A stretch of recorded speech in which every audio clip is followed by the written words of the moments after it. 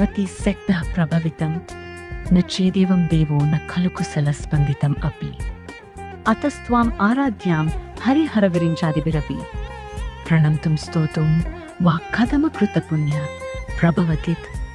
అర్థం: శివుడు శక్తితో కలిసినప్పుడే సృష్టి చేయగలడు, లేకపోతే ఆయనకు కదలిక కూడా ఉండదు. అందువల్ల హరి విష్ణు, హరశివ, బ్రహ్మ కూడా నిన్ను ఆరాధిస్తారు. అలాంటి నిన్ను స్తుతించడానికి కూడా పుణ్యం అవసరం. వివరణ: ఈ శ్లోకం ఒక స్పష్టమైన సత్యం చెబుతుంది. శక్తి లేకుండా శివుడు కూడా నిష్క్రియ. అంటే ప్రపంచంలో ఏ పని జరగాలన్నా శక్తి అవసరం. ఆ శక్తి స్వరూపమే దేవి. For more videos like, share, comment, subscribe.